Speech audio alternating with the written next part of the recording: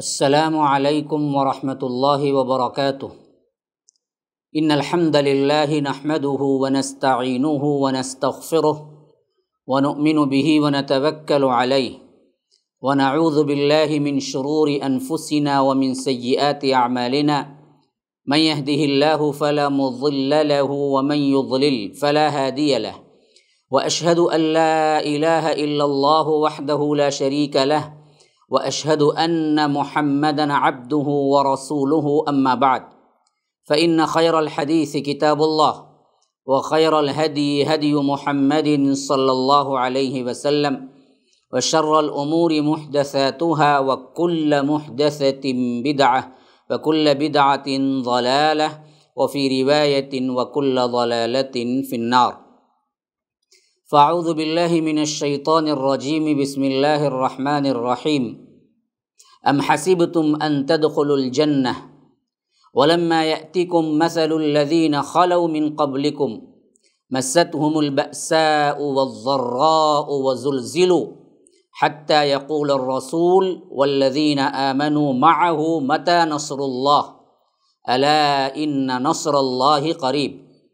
اللهم أرنا الحق حقا وارزقنا اتباعه وأرنا الباطل باطلا وارزقنا اجتنابه۔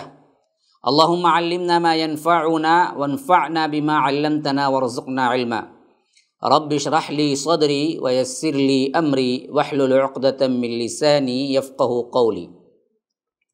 اس اللہ کے نام سے ابتدا جس کے ناموں کی کوئی انتہا ہی نہیں۔ وَلَوْ أَنَّ مَا فِي الْأَرْضِ مِنْ شَجَرَةٍ أَقْلَامٌ وَالْبَحْرُ يَمُدُّهُ مِنْ بَعْدِهِ سَبْعَةُ أَبْحُرٍ مَا نَفِدَتْ كَلِمَاتُ اللَّهِ۔ اس ذات اقدس پر کروڑوں درود و سلام ہوں جو تمام جہانوں کے لیے رحمت للعالمین بن کے آئے تھے۔ اللہم صلی علی محمد وعلی آل محمد کما صلیت علی ابراہیم وعلی آل ابراہیم انک حمید مجید، وبارک علی محمد وعلی آل محمد کما بارکت علی ابراہیم وعلی آل ابراہیم انک حمید مجید۔ برادران اسلام، واجب الاحترام بزرگوں، دوستوں، عزیز ساتھیوں، لائق احترام ماؤں اور بہنوں، اللہ تبارک و تعالیٰ کے فضل و کرم سے MSLI لائف ٹی وی کے ذریعے جو اہم ترین عنوانات پر میں درس دے رہا ہوں، اس میں کا یہ بہت ہی اہم عنوان جو اللہ کے رسول صلی اللہ علیہ وسلم کی سیرت مبارکہ کا تسلسل آپ کے سامنے آ رہا ہے۔ اللہ کے رسول صلی اللہ علیہ وسلم کی سیرت، اس کا سننا، اس کا پڑھنا، اس پر عمل کرنا، یہ اسلام کے بنیادی ارکان، بنیادی ستون پر چلنے کے برابر ہے، کیونکہ یہی وہ اسوہ ہے، یہی وہ نمونہ ہے جس کو رب العالمین نے قیامت تک کے لیے اسوہ حسنہ قرار دیا۔ اس کے علاوہ کوئی نمونہ نہیں۔ نمونہ تو اللہ کے رسول صلی اللہ علیہ وسلم کی زندگی مبارکہ ہے۔ آج ہم بطور تبرک کے رسم کے ہم میلاد تو منا لیتے ہیں، لیکن اللہ کے رسول صلی اللہ علیہ وسلم کی سیرت مبارکہ کا پڑھنا، سیکھنا، سمجھنا، عمل کرنا،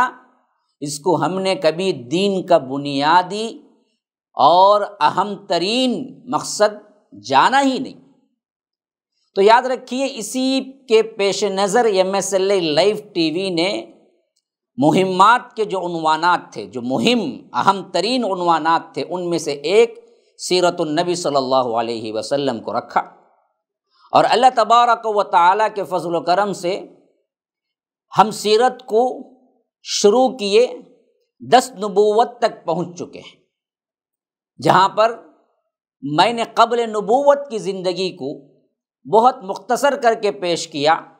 تاکہ اس کا ایک تتمے کی حیثیت سے میں آخری میں بھی پھر پیش کروں گا، اور بعد نبوت کی زندگی کو میں نے آپ کے سامنے تفصیلاً پیش کیا ہے۔ کیونکہ اللہ کے رسول صلی اللہ علیہ وسلم کی کل زندگی مبارکہ کو اگر ہم بڑے تقسیمات پر تقسیم کریں گے تو وہ دو اہم تقسیمات ہیں جو قبل نبوت اور بعد نبوت کہلاتا ہے۔ اور قبل نبوت کی جو زندگی ہے اللہ کے رسول صلی اللہ علیہ وسلم کی 40 سال، اور بعد نبوت کی جو زندگی ہے اللہ کے رسول صلی اللہ علیہ وسلم کی 23 سال، اس پر 3 سال۔ پھر اہم ترین جو نبوت کی زندگی اسوہ ہے، نمونہ ہے، اور اسی کے لیے رسول مبعوث ہوئے، اور ان کی پیروی کو رب العالمین نے صاف کہہ دیا کہ میری اطاعت اگر کرنا چاہتے ہو تو وہ اللہ کے رسول کی پیروی میں ہے، یا اللہ کے رسول کی اطاعت ہی اصل میری اطاعت ہے۔ من یطع الرسول فقد اطاع اللہ، جو رسول کی اطاعت کر لے وہ اللہ کی اطاعت کرتا ہے۔ تو یہ جو اصل زندگی ہے اس کو اگر ہم دیکھیں گے تو اس کو بھی خاص طور پر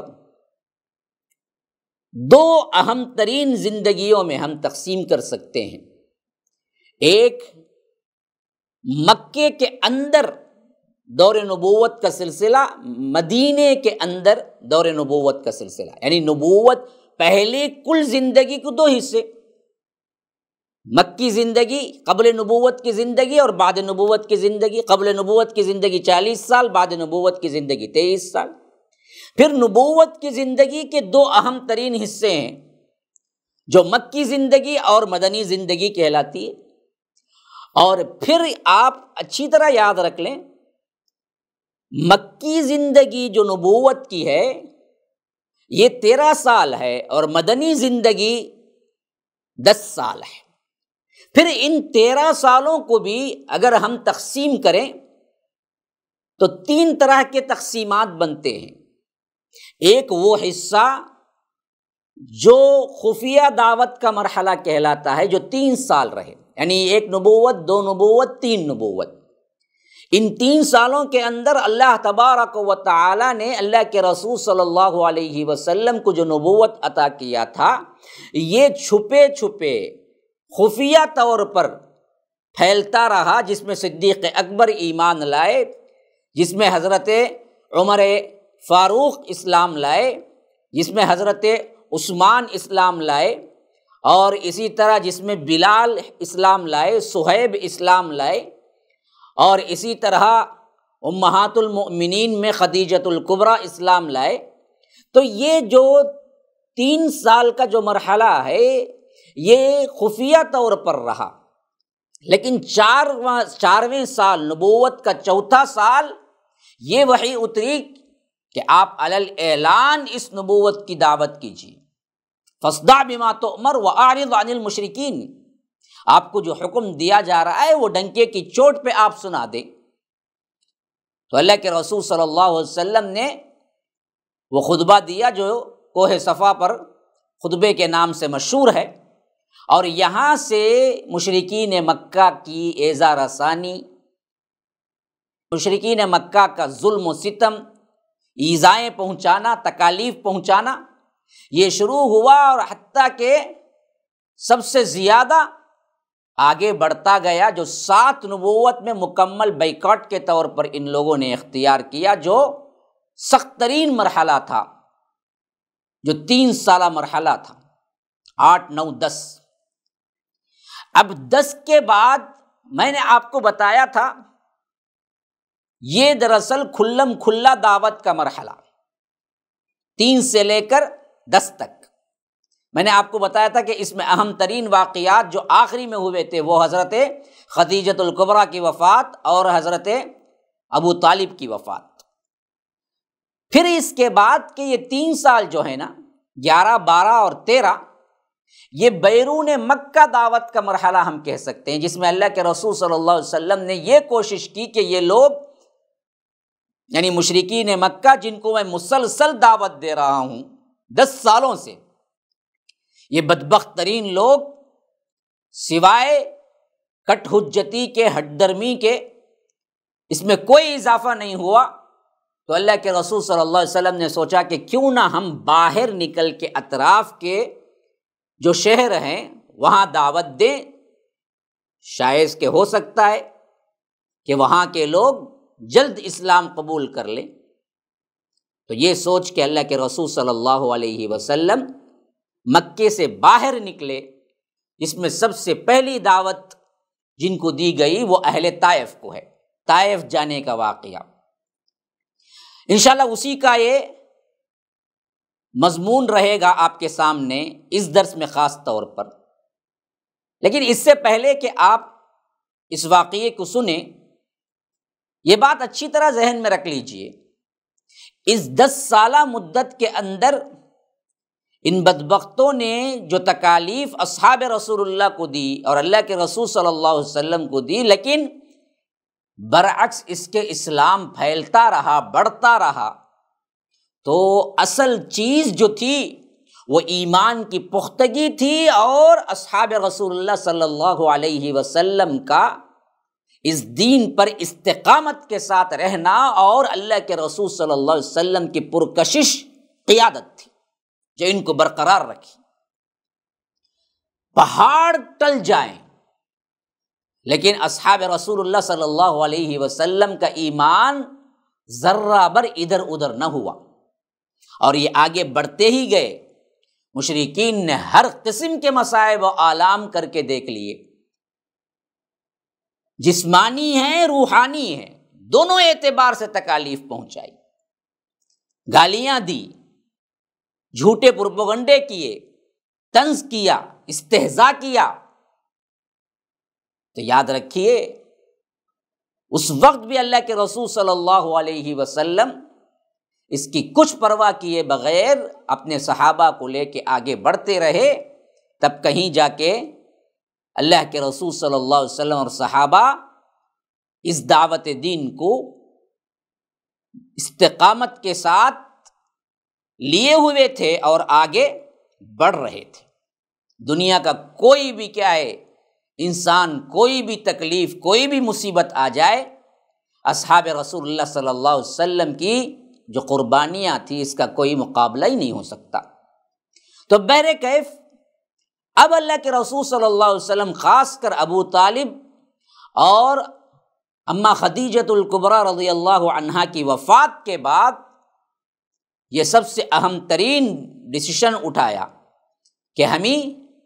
بیرون مکہ دعوت کرنی ہے۔ روایتوں میں آتا ہے کہ شوال 10 نبوت، عیسوی اعتبار سے مئی کا آخری مہینہ تھا یا جون کا ابتدائی مہینہ تھا، اور 619 عیسوی میں، کیونکہ 571 عیسوی اللہ کے رسول صلی اللہ علیہ وسلم کی پیدائش ہے، اور 571 کو پیدائش اور 610 کو نبوت ملی ہے۔ اس حیثیت سے یہ دراصل 619 عیسوی تھی جس میں اللہ کے رسول صلی اللہ علیہ وسلم طائف تشریف لے گئے۔ طائف اصل میں ایک پہاڑی علاقہ ہے، پہاڑ پہ مبنی ہے، مکے سے تقریباً 60 میل دور ہے، اور یہ علاقہ پورا کا پورا پہاڑی رہنے کی وجہ سے بڑا تکلیف دہ اور دشوار ہے، اور اللہ کے رسول صلی اللہ علیہ وسلم اس مسافت کو طے کیا بغیر کسی سواری کے۔ یا رب، کتنی تکالیف برداشت کر رہے ہیں دیکھیے اس اسلام کے لیے، اور آج ہم ہیں کہ صرف مٹھائی پلاؤ نام پہ کھا لینے کے، اس کے علاوہ کچھ کرتے نہیں۔ کھانے میں ہم سب سے آگے ہیں،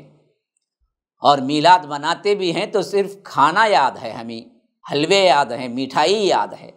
اللہ محفوظ رکھے، ایک تو بدعت، اس کے اوپر سے کیا ہے اور دوسری چیزیں لوازمات۔ تو بہرکیف اللہ کے رسول پیدل اس پورے سفر کو 60 میل، 7 نہیں ہے، 1 2 3 4 5 6 7 نہیں ہے، 7 نہیں ہے، 60 آج بہترین روڈ ہیں، بہترین روڈ اور بہترین برجز بنائے گئے ہیں طائف تک پہنچنے کے۔ بندہ 1 گھنٹے میں یا اس سے بھی کم وقت میں تیز ترین بہترین کاروں کے ذریعے سفر کرتا ہے۔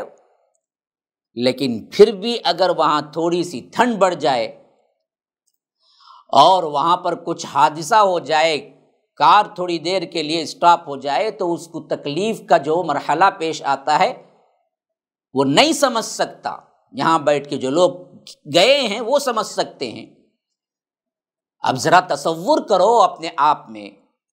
جہاں روڈ ہوں، نہ آ کر کوئی بھی کیا ہے لائٹس ہوں، فاصلہ طے کرنے کے لیے کوئی رہنمائی نہیں ہو، حتیٰ کہ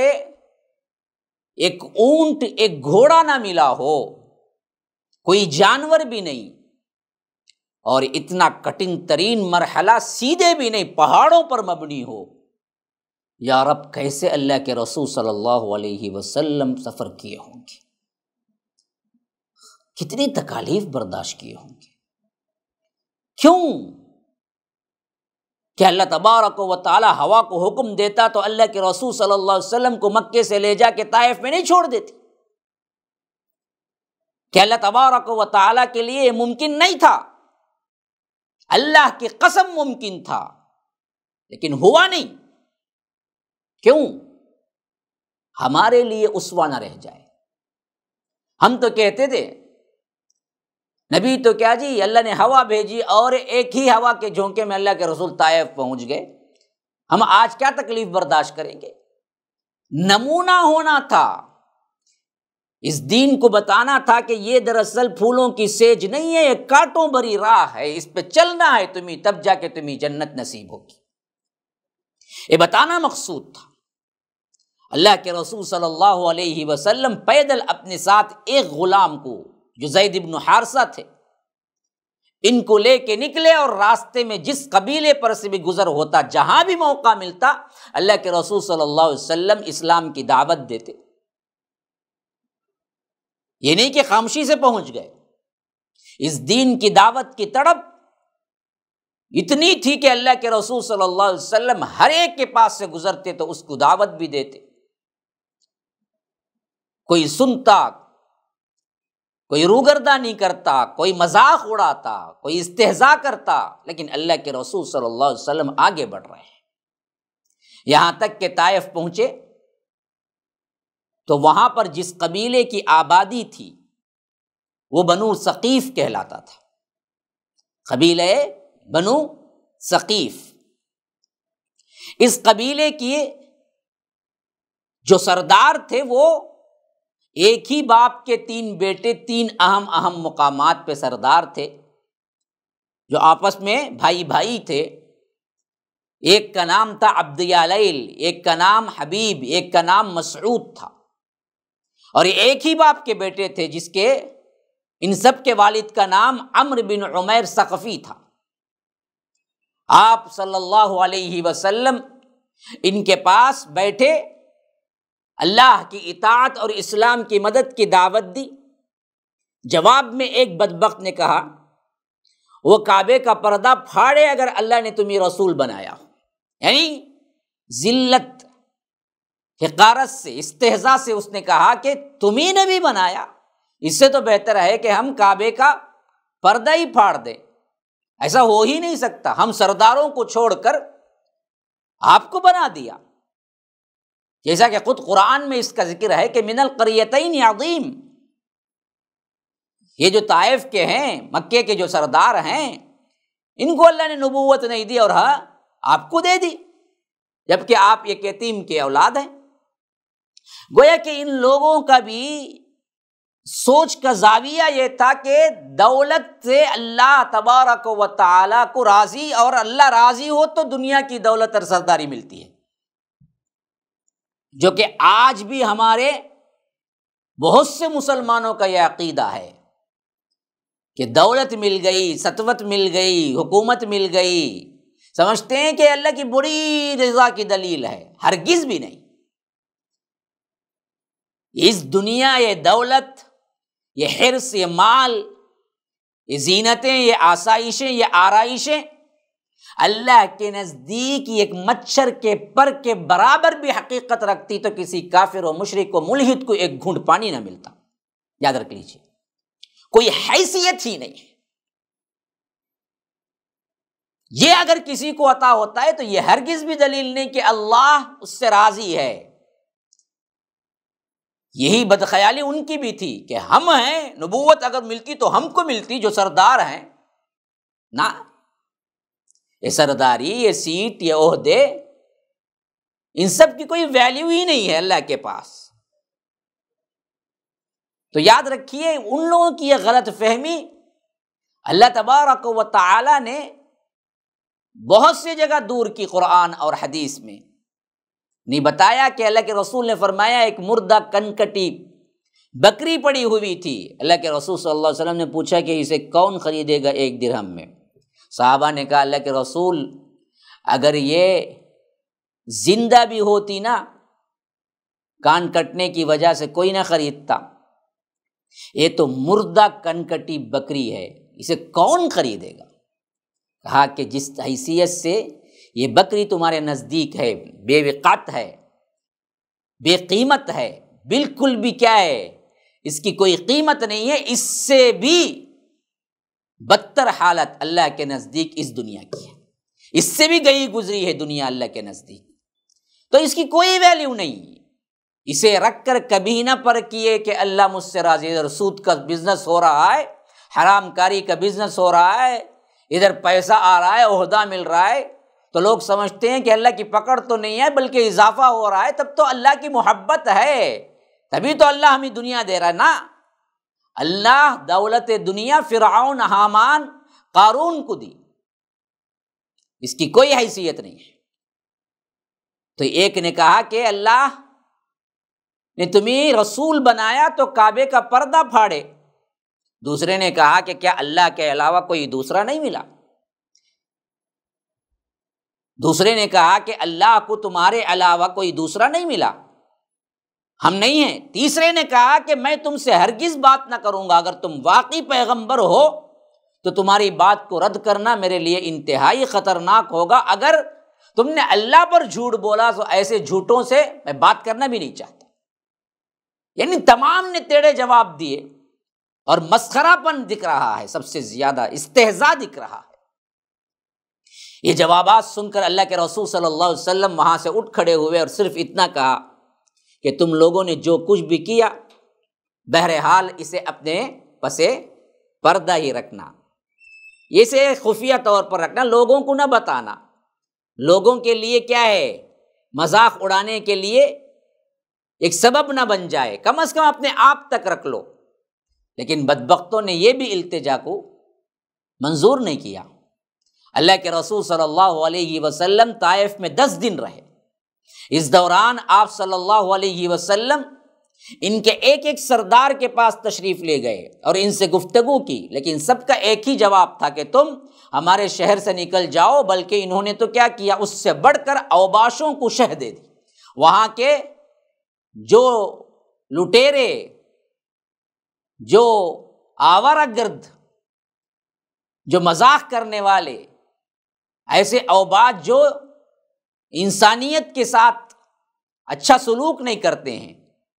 ایسے بدبختوں کے حوالے کر دیا اور شہ دی کہ تم جو چاہے اس کے ساتھ کرو، ہم پوچھنے والے نہیں ہیں۔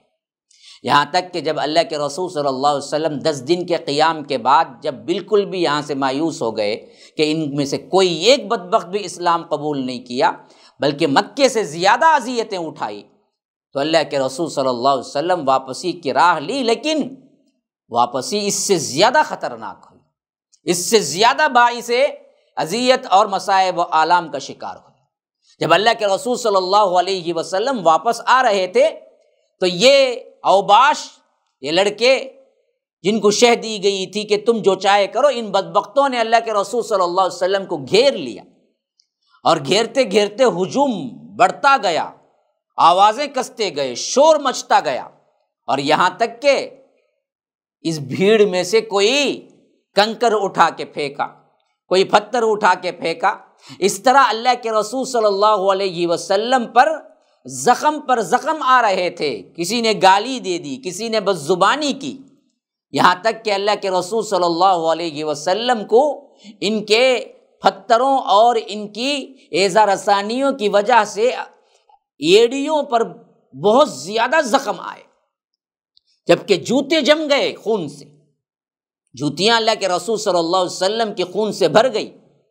زید بن حارثہ اکیلے کیا کرتے؟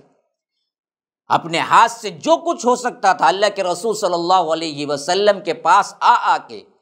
اگر سامنے سے پتھر آئے تو سامنے، پیچھے سے آئے تو پیچھے، اللہ کے رسول صلی اللہ علیہ وسلم کے اطراف گھوم گھوم کے اللہ کے رسول صلی اللہ علیہ وسلم کو بچانے کی کوشش کر رہے تھے، لیکن چوطرفہ کیسے محفوظ کریں۔ زید بن حارثہ پر پتھر پڑ رہے تھے، لیکن اللہ کے رسول صلی اللہ علیہ وسلم پر اس سے زیادہ پڑ رہے تھے، یہاں تک کہ زید بن حارثہ ڈھال بن کے چلتے رہے، ان پتھروں کو روک بھی رہے تھے، جس سے ان کے سر میں کئی جگہ چوٹ آ گئی۔ بدمعاشوں نے یہ سلسلہ یہاں تک جاری رکھا کہ آپ کو عتبہ اور شیبہ جو ربیعہ کی اولاد میں سے تھے، وہاں کے ایک باغ میں پناہ لینا پڑا۔ جو عتبہ اور شیبہ یہ ابنائے ربیعہ تھے، ان کا ایک باغ تھا طائف میں، جو کہ وہاں سے 3 میل کے فاصلے پر تھا مکے طائف سے۔ تو واپسی میں اس باغ میں اللہ کے رسول صلی اللہ علیہ وسلم نے تھوڑی دیر پناہ لی۔ جب اللہ کے رسول صلی اللہ علیہ وسلم باغ میں پناہ لی، جو بھیڑ شور کر رہی تھی، ایذا رسانی کر رہی تھی، تکلیف دے رہی تھی، وہ آہستہ آہستہ چھٹتی گئی اور سب کے سب واپس ہو گئے۔ اور آپ صلی اللہ علیہ وسلم ایک دیوار سے ٹیک لگا کر، انگور کی بیل تھی اس کے سائے میں اللہ کے رسول صلی اللہ علیہ وسلم وہ باغ کے اندر تھوڑی دیر کے لیے بیٹھ گئے۔ قدرے اطمینان ہوا تو اللہ کے رسول صلی اللہ علیہ وسلم نے دعا کی، جس کے اندر وہ غم، وہ کیفیت، وہ الفاظ میں بتا رہی ہے کہ اللہ کے رسول پر کیا غم ٹوٹا، جو دعائے مستضعفین کے نام سے مشہور ہے۔ اور اس دعا کو اللہ کے رسول صلی اللہ علیہ وسلم نے کیا تو پھر رحمت الہی جوش میں آئی، اور وہ دعا کے الفاظ اتنے رقت آمیز ہیں۔ اس وقت کی صحیح کیفیت کو سمجھنا ہو تو یاد رکھیے اس دعا کے الفاظ اور اس کے معنی پر غور کریں کہ کتنی تکلیف ہوگی جو اللہ کے رسول صلی اللہ علیہ وسلم کو اس وقت ہوئی، اور اللہ کے رسول صلی اللہ علیہ وسلم نے ان سب پر بھی اللہ تبارک و تعالیٰ کے حال پہ چھوڑا، اللہ تبارک و تعالیٰ کے تقدیر کے حوالے کر دیا، کہا کہ اے اللہ اگر یہ چیز تیری رضا کے ساتھ ہو رہی ہے تو مجھے بھی منظور ہے۔ وہ دعا کیا ہے اور سیرت مبارکہ میں اس کی کیا تفصیل آئی ہے، انشاءاللہ میں آپ کو اگلے درس میں سناؤں گا۔ تب تک کے لیے ہمیں اجازت دیجیے۔ ھذا وباللہ التوفیق، صلی اللہ وسلم علی نبینا محمد۔ اسأل اللہ لی ولکم ولسائر المسلمین من کل ذنب فاستغفروہ انہ هو الغفور الرحیم۔ السلام علیکم ورحمۃ اللہ وبرکاتہ۔